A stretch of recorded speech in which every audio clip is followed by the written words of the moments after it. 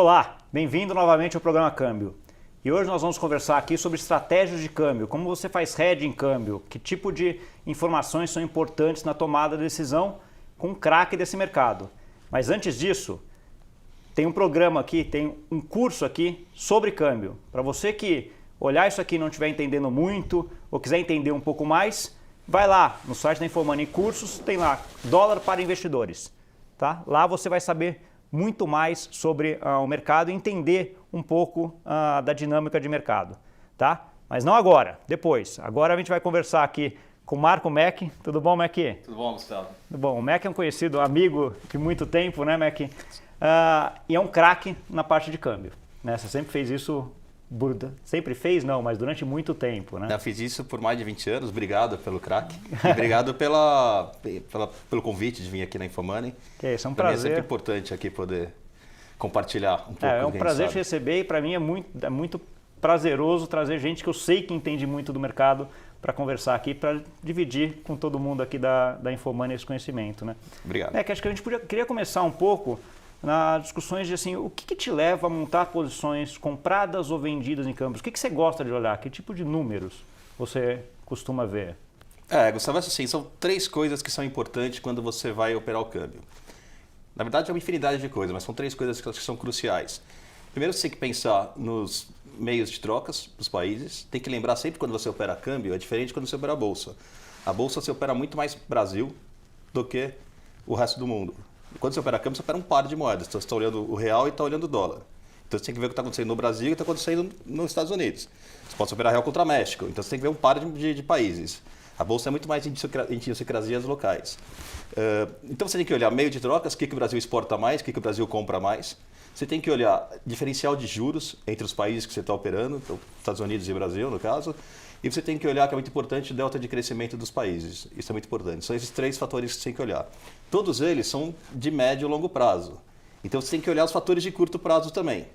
Então você olha, por exemplo, o preço de commodities. Como o Brasil tem cesta de exportação do Brasil é muito concentrada em commodities, tanto agrícolas como metálicas, você tem que ficar olhando o preço de commodities, que isso vai ser importante para o câmbio. Você tem que olhar também o que está acontecendo com o seu CDS, ou seja, com o risco Brasil, se o risco está aumentando ou está caindo, risco de emergentes, de outras moedas, porque isso acaba pegando crescimento a médio prazo. Então você tem que ficar olhando o diferencial de juros, o que está acontecendo com os juros no mundo, de países emergentes, que acaba afetando o Brasil, e de países desenvolvidos. Então todo dia você tem que olhar para tudo isso. São os diversos fatores. No curtíssimo prazo, olhar para o fluxo é importante também, mas isso no curto prazo. Mas você não consegue operar câmbio olhando para tudo isso porque é uma infinidade de fatores e você não consegue controlar todos. Por isso que eu acho que é muito mais difícil para a gente operar moedas, para operar câmbio. Muita gente acha muito difícil saber onde que o dólar vai estar do que saber outros ativos como juros e bolsa, em que é muito mais, você tem que olhar mais para o local mesmo. É o que eu ia falar. Essa quantidade, infinidade de coisas que você colocou aí é dificílimo de acompanhar no dia a dia, né? Muita coisa, curto prazo, longo prazo. Como é que você atua? Como é que você faz para colocar tudo nisso e chegar numa conclusão lá de que é hora de comprar ou hora de vender? O timing para você operar o câmbio é muito complicado. Quando você entra numa posição, você pode pegar pela sua frente algum fluxo que você não mapeou, que pode acontecer, ter algum fluxo de exportação, de importação, algum fluxo financeiro. Então você não está mapeando isso. Então você realmente tem que aguentar tem que ter algum colchão para poder aguentar essa posição. Mas então o timing é difícil. Agora, o cenário macro que você traça, aí vai depender realmente do que você acha que vai fazer com que os fluxos sejam para aquele lado. Se você acha, por exemplo, que os juros no Brasil vai cair, nos Estados Unidos vai subir, é um motivo para você estar comprado em dólar real. Está comprado no dólar e vendido no real. Se, por exemplo, você acha que o crescimento do Brasil vai começar a aumentar e dos Estados Unidos começar a cair, que é um cenário que é possível, é melhor estar no real do que no dólar. Então é um cenário que você traça. Mas aí você tem que montar isso, o timing disso você tem que estar fazendo um dia em que você acha que tem algum fluxo mapeado, mas você tem que poder aguentar também alguns dissabores na sua posição. Mas é assim que você acaba montando posição. Tá.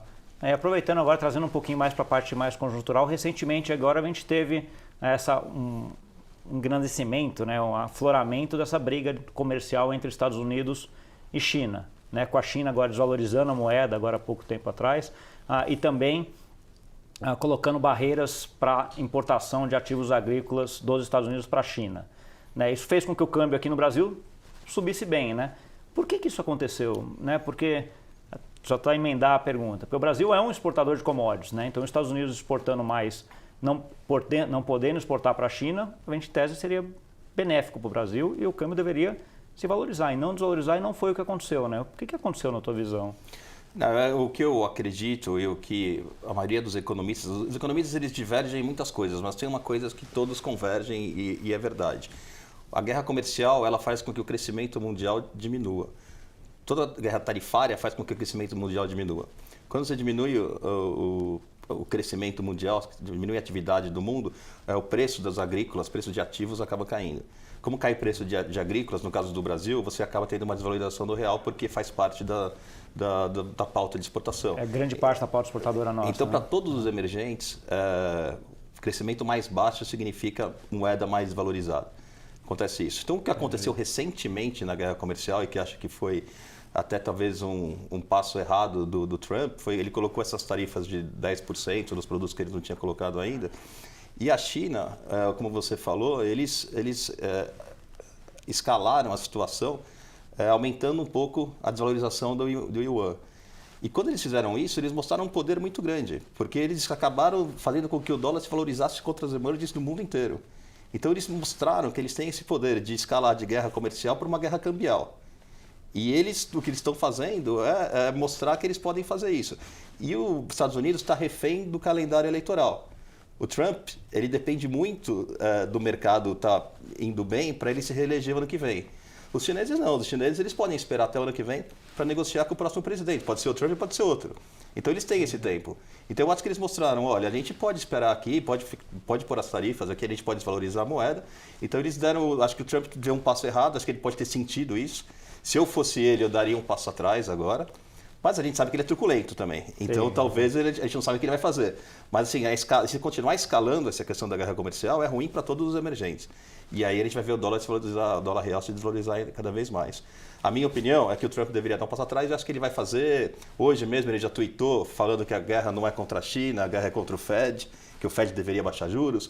Porque hoje 3 países baixaram os juros mais do que esperado. Então, eu acho que ele vai começar a mudar um pouco de foco, porque ele já percebeu que se ele for levar essa briga, ele pode correr risco eleitoral no final do ano que vem. Entendi. E essa tua posição, essa tua comentário é bem interessante, porque você sai de uma briga comercial para uma coisa mais geopolítica, né? A China claramente falou assim, isso aqui não é uma briga comercial, agora é uma coisa geopolítica e eu tenho mais tempo que você para essa guerra, né? Isso. Então, por isso que assim, é difícil dizer que o Trump ele meio que ficou, acho que ele errou nessa. Ele errou e acho que a China agora saiu por cima nessa última rodada aí. Boa, tudo bem. É que recentemente você fez uma mudança aí de carreira, de sair de uma mesa de banco, que você trabalhou muito tempo, para abrir a sua própria asset e aí trabalhar numa asset onde você não vê tanto fluxo comercial, né? Que é o que você vê num banco. Isso mudou a tua forma de operar câmbio, a forma de você colocar a posição? Esse fluxo que você via lá te ajudava muito e agora você sente falta dele? Como é que foi essa mudança? Como eu te falei, Gustavo, é importante o fluxo, mas você tem diversos fatores que influenciam o câmbio. O fluxo é mais um deles. E o fluxo ele pode te ajudar ou te atrapalhar. Eu tinha um chefe meu que falava uma coisa que era muito legal. Ele falava assim, o fluxo é que nem um ceguinho tentando entender um elefante. Então o ceguinho está lá, se ele pega no rabo do elefante, ele acha que o elefante parece uma cobra. Se ele pega no pé, ele acha que parece uma tartaruga. Enquanto ele não tem o big picture, que ele não consegue ver o elefante inteiro, ele não sabe como que é o elefante. O fluxo é assim, você trabalha no banco, você vê um pedacinho pequeno do fluxo. Esse pedaço pequeno do fluxo pode te atrapalhar mais do que te ajudar. Pode te ajudar, mas pode te atrapalhar. A não ser que você tenha um market share muito grande, ou seja, você consiga ver um pedaço realmente relevante do fluxo, que aí sim te ajuda, pedaços do fluxo acho que podem atrapalhar. Então eu acho assim, eu acho que é importante o fluxo, mas é só um dos fatores que tem a mais. E tem outro ponto que você consegue ver isso de outras maneiras, porque o mercado de spot no Brasil, ou seja, de câmbio físico, ele tem um turnover diário, ou seja, ele negocia 1,5 bi de dólares, 1,5 bi de dólar por dia.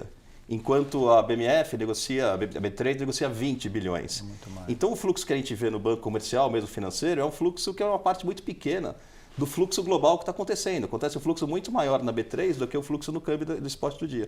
E o fluxo de spot no dia a gente consegue ver, não com o cliente entrando ou saindo, mas você consegue ver através do diferencial do futuro para o spot. que a gente chama de mercado de casado. Sim. Então você consegue ver se o casado está entrando, está saindo, você consegue ver se está entrando ou saindo spot através desse market factor, que é o mercado de casado, que é uma coisa que a gente está acostumado a ver. Então você acaba não perdendo tanto do fluxo e também acaba não sendo tão importante assim ver o fluxo quando você tem a BMF por trás. Tá. E aí uma coisa bem interessante que você falou, que foi até uma conversa que eu tive com o Zenaro recentemente aqui da B3, é aquela ideia de que o mercado de câmbio brasileiro tem algumas peculiaridades dele, e uma delas é que o preço do câmbio não é formado no spot, né? É formado no futuro. Você corrobora com essa visão também? Eu não tenho dúvida. Isso acontece no Brasil e um motivo principal para isso acontecer é que o câmbio no Brasil não é conversível. E o fato de o câmbio não ser conversível faz com que operar na B3 é uma facilidade muito grande, não só para os locais, mas para qualquer player do mundo inteiro que queira operar dólar real. O jeito mais fácil de operar é na BMF, é na B3. Para operar dólar spot é muito difícil, é muito cheio carrega muito custos e às vezes até é inviável para algumas pessoas. Então, o fato do câmbio não ser conversível faz com que a B3 seja realmente o grande formador de preço de dólar real. Tá bom. Aproveitando um pouco esse gancho aí que você falou de investidor estrangeiro, ou de estrangeiros investindo no Brasil, operando câmbio no Brasil. Tem mudado muito isso nos últimos anos, né? Porque assim, a gente viu aquele AUE do Brasil lá, coisa de, sei lá, 10 anos atrás, saindo lá na capa do The Economist, estava tudo bonito, etc. Todos os gringos querendo comprar Brasil, etc. E recentemente, um pouco da notícia ao contrário, né? O impeachment, etc, etc.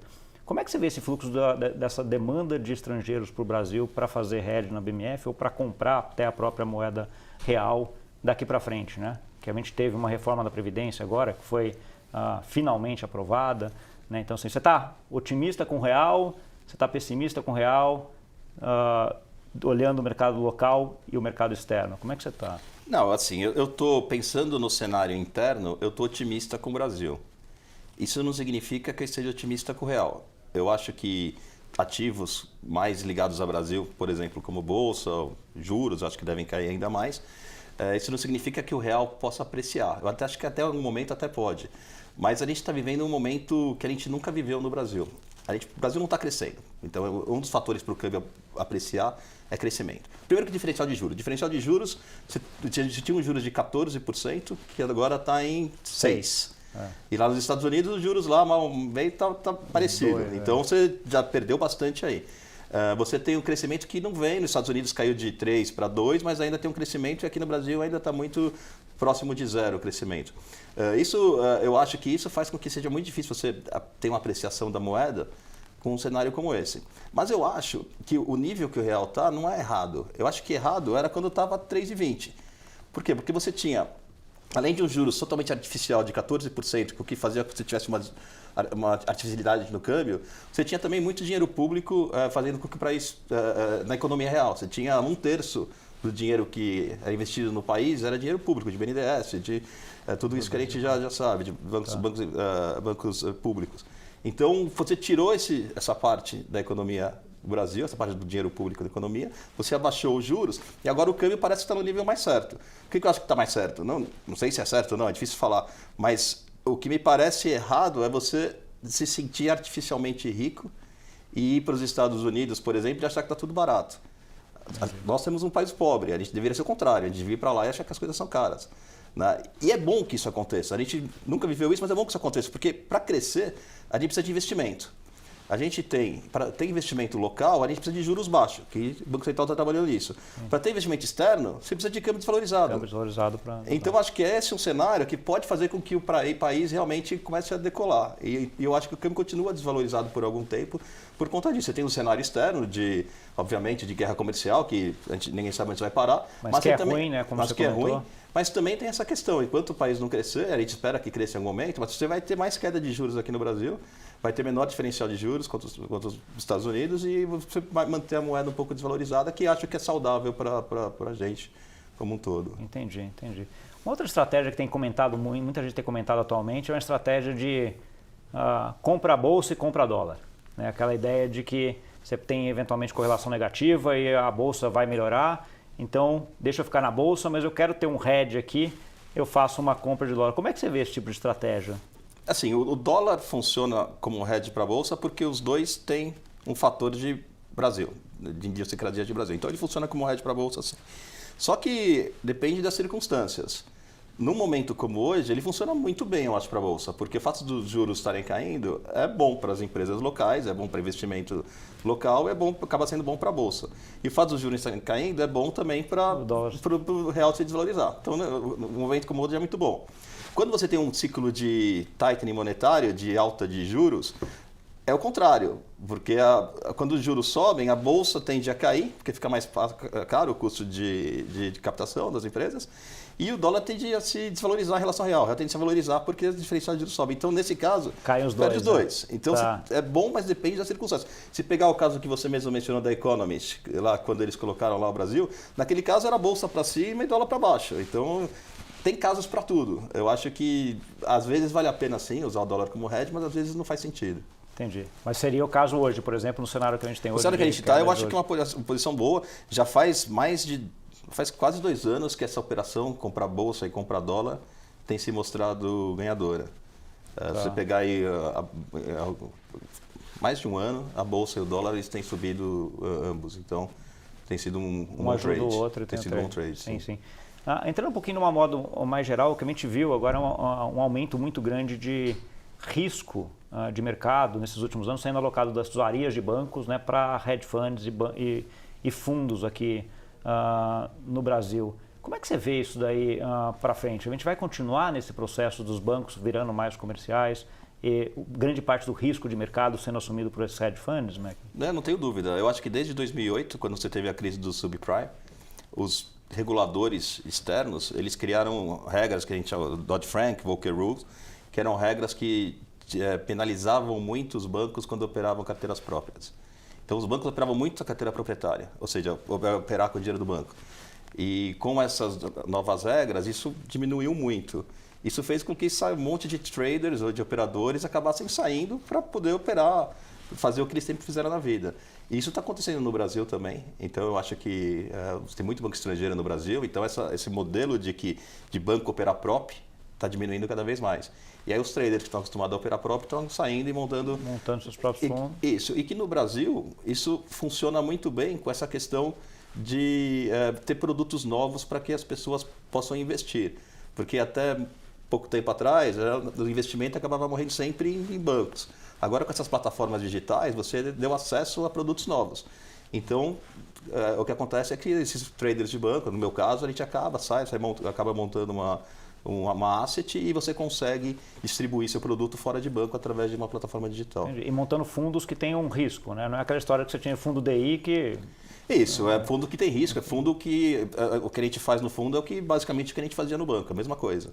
É olhar o cenário e acabar operando esse cenário, e cada vez é um cenário diferente, cada vez uma posição diferente, você consegue operar ativos do mundo inteiro. Então, desplugar do banco e plugar dentro de uma asset. Tem algumas diferenças, como você falou, na questão do fluxo, mas a gente tenta replicar o máximo possível o que a gente fazia no banco. Entendi, tá bom. Mac, para a gente finalizar um pouco aqui, como é que você vê a parte, que dica você daria para quem quer montar uma posição de dólar hoje, comprado ou vendido, tal? Qual é o melhor ativo para montar? E aí falando de dois públicos talvez específicos, um público mais pessoa física, né? Então assim, que produtos ele tem lá, que coisa ele pode fazer? E outro para um público mais, talvez, maior, né? Alguém que tenha mais dinheiro, etc. Como é que você indicaria para ele montar posições? Assim, eu acho que você procurando um fundo cambial com baixa taxa de administração é uma das melhores maneiras, porque a maioria desses fundos cambiais tem que tomar cuidado, porque alguns têm taxa de administração alta, mas e aí acaba inviabilizando. Mas se conseguir um com baixa taxa de administração, ele é bom porque ele é bem líquido, você consegue entrar e sair sem D1, D2, então são fundos que acabam ajudando nesse sentido. Mas, se você é um pouco mais sofisticado, consegue ter um pouco mais de sofisticação, operar na BMF não é difícil, você abre uma conta numa corretora, você acaba tendo que depositar um dinheiro de margem para poder comprar dólares, você consegue fazer um hedge cambial, ou mesmo comprar uma opção, que aí quando você compra uma opção, você tem um capital, que você vai perder aquele capital, se der errado, o máximo que você perde é comprando uma opção. Então eu acho que, sei lá, para uma pessoa física que não tem muito acesso à BMF e quer estar protegida em dólar, eu acho que talvez o fundo cambial é melhor do que você tentar comprar dólar físico. A não ser que você queira ter dólar físico dentro do colchão. Porque o spread para você comprar o dólar físico é muito alto. Dificilmente você vai conseguir comprar dólar físico no preço do mercado comercial. Sim. Eu acho que é mais barato você estar num fundo do que no dólar físico. A não ser que você queira. Tá bom. E no caso de você lá, que é um fundo que tem estratégias grandes, etc., que instrumento você usa para colocar posições em dólar? Quando eu trabalhava no banco, a gente podia operar o dólar físico mesmo, que é o spot, mas como a moeda não é conversível, quando você trabalha num fundo, você não pode. Eu posso comprar no máximo 20% do meu patrimônio para mandar para fora para investir. Mas isso não é trading, não consigo girar dessa maneira. É mesmo porque a burocracia para você fechar a operação de spot inviabiliza tudo. Então, o que a gente usa é muito dólar futuro. Opções, como a gente está acostumado a operar opções como market maker, eu uso muito mais a opção para operar a volatilidade do que para operar o direcionamento do dólar em si. Então a gente usa, mas usa muito pouco, às vezes usa até para operar a vol. Então o dólar real na BMF que a gente usa, e a gente pode usar um pouco de dólar real na CME, porque às vezes eles trabalham em momentos que aqui está fechado. Quando na CME, Chicago Mercantile Exchange, teve feriados no Brasil. Mas não daí para fazer operações de onshore offshore, sim, quando aqui está fechado para operar lá. Não é para fazer onshore offshore, simplesmente para você ter acesso ao mercado quando aqui está fechado. Então, e aí lá tem alguma coisa para se fazer.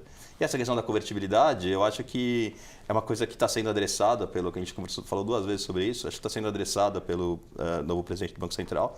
É importante lembrar que as leis cambiais, as regras, normas cambiais são de década de 50, então eu acho que tem que ter uma melhora em toda essa burocracia que você tem para fechar câmbio, mas eu não acho que a gente vai chegar numa questão de full convertibilidade total, porque quanto mais conversível é a moeda, menos controle o Banco Central tem sobre a moeda. E eu acho que o Banco Central aqui tem bastante controle, e tem total controle sobre a moeda, sobre tudo que está acontecendo. Total. Eu acho que ele quer continuar tendo controle sobre tudo isso, mas você pode desburocratizar algumas coisas em termos de custos, em termos de impostos. Acho que facilitar um pouco a vida, acho que isso vai acontecer. Não vai ser nem aqui, vai ser uma coisa no meio do caminho. Eu acho que esse papo é fascinante. Eu sempre costumo dizer assim que pós-crise de 2008, onde o mundo que era totalmente desburocratizado e pouco controle, né, deu errado, vamos dizer assim, os caras olharam para o Brasil e falaram assim, o Brasil tem um sistema financeiro com controle enorme. Exato. Eu achei que a partir daquele momento que o mundo começou a olhar e querer ter mais controle, que eu não fosse mais ver o real conversível. Exato. Me surpreendeu muito o Banco Central ir agora nessa estratégia de querer deixar o real mais conversível. Né? Acho que tem que flexibilizar. Não vai virar conversível total, mas vai ficar mais conversível do que é hoje. Né? Isso aí. E só pegando o gancho no que você falou, o mundo olhou para o real no spot, viu que a gente tinha essa moeda controlada e olhou para a B3 na parte de clearing. Da parte de clearing, e contraparte hoje, central. Lá fora, hoje em dia, todo mundo opera com contraparte central também. Então, o Brasil realmente saiu muito bem da crise e as pessoas lá fora acabaram copiando algumas coisas que a gente Virou tem aqui. modelo para o mundo. Virou modelo para o mundo. Foi espetacular. Isso é uma coisa para dar prazer para a gente. Dá né? prazer. Dá orgulho. Nosso mercado financeiro é super sofisticado. É verdade. Tá ótimo. Mackner, chegamos ao final do tempo aqui. Obrigado pela conversa. Obrigado a você, Gustavo. Boa sorte. Espero que você tenha um sucesso enorme aí, no fundo e que dê tudo certo. Isso. Tá? E para você que nos viu, obrigado aí pela audiência e até a semana que vem.